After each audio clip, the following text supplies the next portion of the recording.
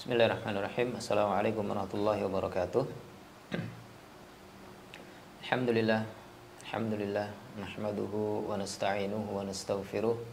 Wa na'udzu billahi min syururi anfusina wa sayyiati a'malina. May yahdihillahu fala mudilla lahu wa may yudlil fala hadiyalah. Asyhadu an la ilaha illallah wa asyhadu anna Muhammadan 'abduhu wa rasuluhu la nabiyya wa la rasula ba'da.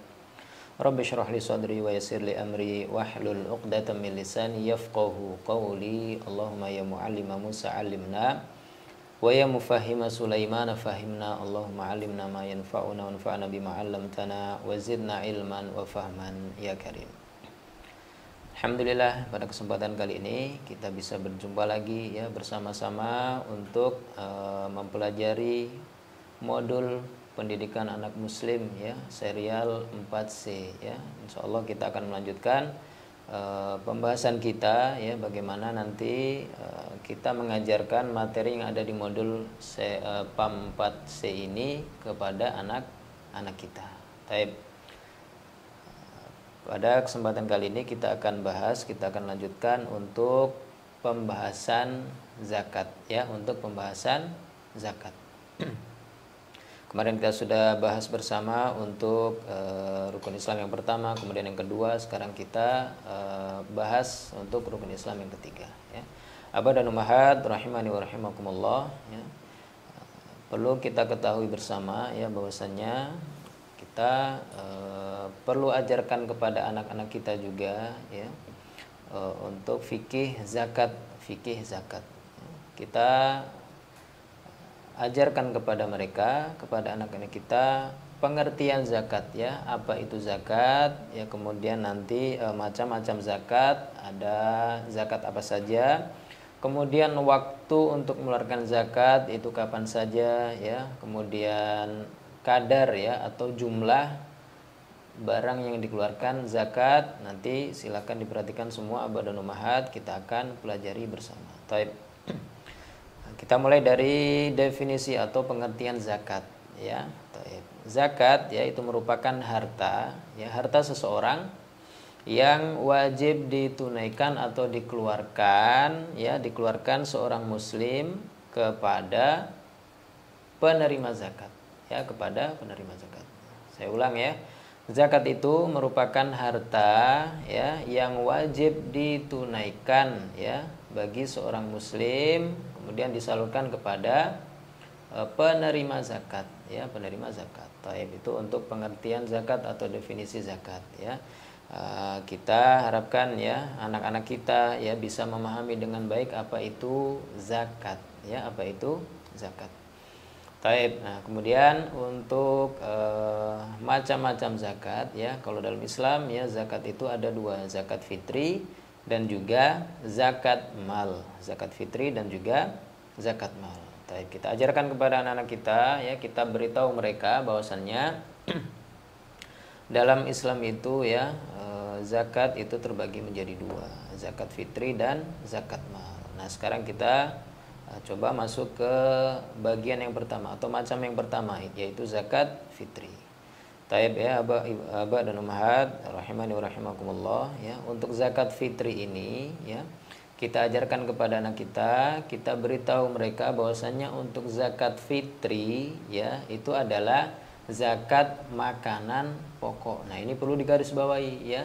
Zakat fitri itu zakat makanan pokok ya, zakat makanan pokok. Nah, kemudian zakat makanan pokok ya yang dikeluarkan ya, waktu mengeluarkannya ya ini terbatas ya. Waktu mengeluarkan zakat fitri itu terbatas ya, dari yang dimulai di akhir Ramadan sampai ya nanti sebelum melakukan sholat Idul Fitri. Ini untuk waktu menunaikan zakat fitri. Nah, kita beritahukan ke anak-anak kita ya. Kita fahamkan kepada mereka bahwasanya zakat fitri itu adalah zakat makanan pokok ya. Ingat, jadi setiap negara memiliki makanan pokok tersendiri ya, berbeda-beda. Zakat fitri zakat makanan pokok yang wajib dikeluarkan di akhir Ramadan sampai sebelum sholat Idul Fitri. Nah, sekarang mungkin dari anak-anak ya, dari anak-anak kita mungkin ada yang bertanya, ayah bunda, kalau seumpama kita melakukan zakat fitri setelah melakukan sholat idul fitri, apakah dia termasuk zakat fitri? Ya, maka kita jawab ya, tidak termasuk. Kenapa tidak termasuk? Karena tadi ya, zakat fitri itu adalah zakat makanan pokok dan waktunya berbatas ya, ingat terbatas waktunya dari akhir Ramadan sampai sebelum melakukan sholat idul fitri. Nah itu ya abah dan ummahat, kita fahamkan kepada anak-anak kita untuk zakat fitri tadi. Taib. Kemudian siapa saja ya yang wajib mengeluarkan zakat fitri ya, jawabannya kita beritahukan kepada anak-anak kita yang wajib mengeluarkan zakat fitri ya, semua kaum muslimin ya, semua kaum muslimin, orang yang beragama Islam, baik itu kecil, baik itu dewasa, besar ya, baik itu tua ataupun yang muda, laki-laki ataupun perempuan ya, semuanya wajib mengeluarkan zakat fitri. Semuanya wajib mengeluarkan zakat fitri ya.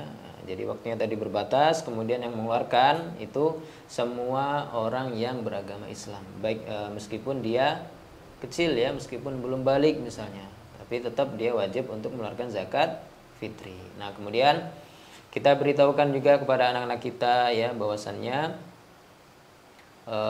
kadar ya atau takaran untuk mengeluarkan zakat fitri ya, sesuai dengan yang sudah dijelaskan oleh Nabi Muhammad SAW ya, kadar atau takarannya adalah 1 so' ya, 1 so'. Berapa itu 1 so'?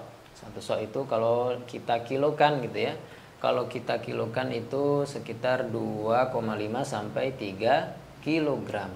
Itu kalau kita rubah menjadi kilogram ya, antara 2,5 sampai 3 kilogram. Nah itu zakat fitri ya, itu yang berkaitan dengan zakat fitri. Nah abah dan ummahat, kita pastikan ya bahwasanya anak-anak kita ya, mereka benar-benar paham untuk zakat fitri ini. Taib. Kemudian macam zakat juga ya, ada zakat mal ya, ada zakat mal.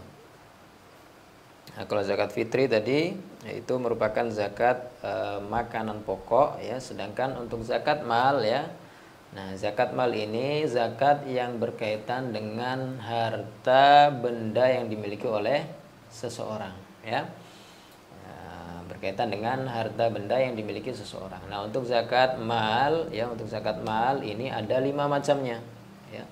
Jadi 5 macam harta ini ya, kita wajib menzakati harta-harta tersebut ketika sudah mencapai nisab dan haul ya, mencapai nisab dan haul. Taib. Untuk macam-macam zakat, zakat mal ya, zakat mal itu ada zakat hewan ternak ya, zakat hewan ternak. Kemudian ada juga zakat emas dan perak. Kemudian ada juga zakat barang dagangan. Kemudian yang keempat ada zakat hasil pertanian. Kemudian yang terakhir ada zakat mal berupa barang tambang dan temuan. Nah ini macam-macam untuk zakat mal ya, macam-macam untuk zakat mal. Nah abah dan ummahat ya, rahimani wa rahimakumullah, untuk zakat mal sendiri ya, untuk zakat mal sendiri ya, itu juga memiliki waktu tertentu ya. Untuk mengeluarkan zakat mal ya, seseorang muslim itu atau seorang muslim tidak bisa mengeluarkan zakat mal semau dia. Akan tetapi ya, dia mengeluarkan zakatnya itu harus memenuhi 2 syarat. Harus memenuhi 2 syarat. Ketika 2 syarat ini sudah terpenuhi ya, maka orang tersebut wajib mengeluarkan zakat mal. Apa saja syarat 2 syarat ini yang harus kita ajarkan kepada anak-anak kita ya? Yang pertama adalah mencapai nisab. Apa itu nisab ya? Kita beritahukan kepada anak-anak kita, nisab itu adalah batasan minimal ya, batasan minimal jumlah harta yang wajib dizakati, itu nisab ya. Kemudian syarat yang kedua, harus berlalu 1 tahun, harus berlalu 1 tahun. Jadi harta yang dimiliki seseorang itu harus berada di tangan dia ya, atau dimiliki dia selama 1 tahun. Nah 2 syarat ini harus terpenuhi ketika seseorang mau menunaikan zakat mal ya. Nah itu abah dan ummahat, kita pahamkan anak-anak kita ya bahwa zakat mal itu ada waktu juga ya, waktu tertentu untuk mengeluarkannya, dan juga ada syarat untuk mengeluarkan zakat mal. Tidak bisa sembarangan kita mengeluarkan zakat mal semau kita, tidak ya. Ketika seseorang memiliki harta sudah mencapai nisab misalnya, sudah mencapai batas minimal, kemudian akan tetapi harta yang dimilikinya ya belum bersama dia ya, atau belum dia miliki selama 1 tahun, orang tersebut belum wajib mengeluarkan zakat mal ya. Itu ya badan umahat untuk zakat fitri dan juga zakat mal. Baik. Nah kemudian ya badan umahat untuk menyemangati anak-anak kita ya, mungkin untuk menyemangati mereka supaya mereka mau berzakat ya, pasti kita bisa menyebutkan ya, kita bisa menjelaskan kepada mereka bahwasanya zakat itu juga memiliki keutamaan. Nah, salah satu keutamaan zakat adalah mensucikan atau menyucikan harta yang dimiliki oleh seseorang. Nah, ini ya kita tanamkan kepada anak-anak kita bahwasannya ya, bukan berarti orang yang memiliki harta banyak kemudian tidak mau mengeluarkan zakat ya, harta benda mereka itu suci di mata Allah. Nah ini ya, ini perlu kita tanamkan kepada anak-anak kita bahwasannya meskipun harta yang dimiliki oleh seseorang itu banyak ya, misalnya ya banyak sekali gitu ya, kemudian dia tidak mau mengeluarkan zakat, maka di mata Allah ya, harta yang dia miliki itu harta yang kotor, karena memang zakat sendiri ya, salah satu keutamanya adalah untuk menyucikan harta yang dimiliki oleh seseorang. Baik. Nah kemudian ya kita masuk ke rukun Islam yang keempat, yaitu puasa ya. Rukun Islam yang keempat yaitu puasa. Baik Bapak dan Ummahat rahimani wa rahimakumullah. Pasti ya, untuk segala sesuatu ya, sebelum kita ajarkan kepada anak-anak kita ya, yang paling utama kita jelaskan kepada mereka adalah pengertian ya, pengertian dari suatu hal tersebut. Nah sama dengan ketika kita sudah bahas puasa ya, maka kita jelaskan kepada anak-anak kita ya, apa sih puasa itu ya, apa sih puasa itu. Nah untuk pengertian puasa sendiri ya badan umahat ya, puasa itu adalah menahan diri ya dari segala sesuatu yang membatalkan puasa ya, dimulai dari ya terbit fajar sampai terbenamnya matahari. Nah ini pengertian dari puasa ya. Jadi menahan diri dari segala sesuatu yang membatalkan puasa, baik itu makan, minum ya, atau mungkin hal-hal yang lain yang bisa membatalkan puasa, dimulai dari terbit fajar sampai terbenamnya matahari. Nah, taib ya. Kemudian itu untuk definisinya. Kemudian kita ajarkan juga kepada anak-anak kita ya, untuk bahwasannya puasa itu ya ada puasa wajib dan ada puasa sunnah ya. Puasa wajib yang insya Allah sudah anak-anak kita lakukan ya. Contohnya ya puasa Ramadan ya. Puasa Ramadan itu merupakan puasa yang wajib bagi kaum muslimin ya. Kemudian untuk puasa sunnah banyak sekali contohnya ya. Kita mungkin cukup beritahukan kepada anak-anak kita beberapa saja. Mungkin ada puasa sunnah Senin Kamis, kemudian ada puasa sunnah Daud. Nah cukup ini saja ya, untuk kita beritahukan kepada anak-anak kita yang berkaitan dengan puasa sunnah. Baik. Kemudian ya, kemudian mungkin perlu juga kita jelaskan kepada anak-anak kita untuk dalil dari puasa ya. Allah berfirman ya ayyuhalladzina amanu kutiba alaikumusiyam kama kutiba alal ladzina min qablikum la'allakum tattaqun. Nah, kita jelaskan sedikit ya di sini kepada anak-anak kita bahwasannya puasa itu ya sudah ada dari dahulu ya, sudah diwajibkan dari orang-orang sebelum kita ya. Jadi puasa itu ya, kewajiban puasa itu memang sudah ada dari orang-orang sebelum kita. Taib itu untuk dalilnya. Nah kemudian kita ajarkan juga kepada anak-anak kita ya bagaimana cara berpuasa. Bagaimana cara berpuasa. Taib. Yang pertama pasti ya kita jelaskan kepada anak-anak kita bahwasannya segala ibadah ya, segala ibadah dalam Islam itu harus kita mulai dengan niat. Nah, ini penting sekali ya Badal Ummahat, kita tanamkan kepada anak-anak kita sedini mungkin ya. Sedini mungkin kita tanamkan kepada anak-anak kita bahwasanya segala ibadah itu ya harus ada niat, harus ada niat. Nah, kemudian berikutnya ya, setelah kita berniat ya, kita tidak boleh melakukan hal-hal yang bisa membatalkan puasa ya, seperti makan dan minum dan lain sebagainya ya.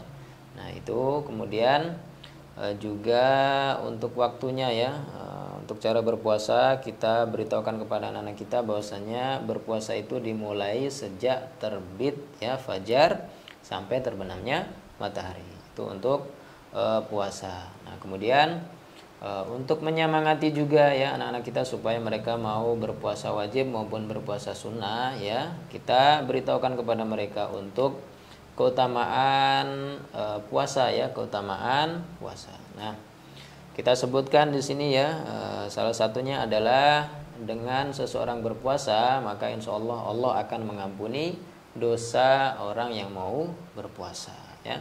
Kemudian di sini ya keutamaan yang lainnya, yang ini saya kira ini termasuk keutamaan yang agung ya. Orang puasa itu mendapatkan dua kebahagiaan ya. Kita jelaskan kepada anak-anak kita, ketika seorang mau berpuasa maka dia akan mendapat dua kebahagiaan. Kebahagiaan yang pertama ya, ketika dia berbuka. Nah, ini kebahagiaan yang pertama yang didapatkan oleh orang yang berpuasa. Kemudian kebahagiaan yang kedua ya, kebahagiaan ketika bertemu Allah Subhanahu wa taala di akhirat kelak. Nah, ini keutamaan-keutamaan berpuasa. Baik, kemudian kita masuk ke pembahasan rukun Islam yang terakhir yaitu haji ya, yaitu haji. Kita jelaskan kepada anak-anak kita bahwasanya haji itu merupakan ibadah ya kepada Allah Subhanahu wa taala yang dilakukan ke Baitullah ya, ke Baitullah. Dengan serangkaian ya kegiatan manasik atau ya manasik yang ditetapkan oleh Nabi Muhammad SAW yang sudah dijelaskan oleh Nabi Muhammad SAW. Taib ya. Nah, untuk poin terpenting yang harus kita ajarkan kepada anak-anak kita ya, bahwasanya poin terpenting ibadah haji itu wajib bagi seorang muslim hanya sekali seumur hidup. Ini ya, ibadah haji itu hanya wajib sekali seumur hidup bagi seorang muslim ya. Taib. Nah, untuk syarat-syaratnya ya, kita jelaskan kepada anak-anak kita untuk syarat-syaratnya. Syarat yang pertama di situ harus ya, orang yang mau melakukan haji ya harus beragama Islam ya, harus beragama Islam. Kemudian yang kedua harus berakal ya, orang gila maka tidak wajib untuk melakukan haji. Kemudian balik ya, anak-anak kita yang belum balik ya belum wajib melakukan haji, dan juga memiliki kemampuan ya, memiliki kemampuan ya, dan baik itu untuk fisiknya ya, secara fisiknya memiliki kemampuan di fisiknya, kemudian juga di finansialnya atau keuangannya. Baik ya, kemudian yang terakhir Badan Ummahat, kita jelaskan kepada anak-anak kita bahwasannya ya pahala haji ya, pahala haji yang mabrur ya, haji yang mabrur itu tidak ada balasan kecuali ya jannah atau kecuali surga, seperti yang dijelaskan di hadis Nabi SAW, wal hajjul mabrur laisa lahu jazaa illal jannah, dan haji yang mabrur tidak ada balasannya kecuali surga. Nah, mungkin ada yang bertanya dari anak-anak kita ya, ayah bunda, haji mabrur itu apa ya? Haji mabrur itu adalah haji ya, haji seseorang ya yang dilakukan sesuai dengan yang diajarkan oleh Nabi Muhammad SAW ya. Ketika berhaji seseorang itu ada larangan-larangan tertentu yang sudah dijelaskan oleh Nabi Muhammad SAW. Maka ketika seseorang berhaji ya, kemudian dia tidak melakukan larangan-larangan ketika berhaji ya, kemudian sudah menjalankan semua rangkaian ibadah haji ya dari awal sampai akhir dengan baik dan benar ya, maka insya Allah hajinya termasuk haji yang mabrur. Tapi itu ya hamba dan ummahat untuk pembahasan ya rukun Islam yang ketiga sampai rukun Islam yang kelima ya. Mudah-mudahan ini semua bisa difahami dengan baik ya. Mudah-mudahan Allah membantu kita ya untuk mengajarkan agama Islam ini kepada anak-anak kita ya. Akhirnya sallallahu ala nabiyina Muhammad wa ala alihi wa ashabihi ajmain. Wassalamualaikum warahmatullahi wabarakatuh.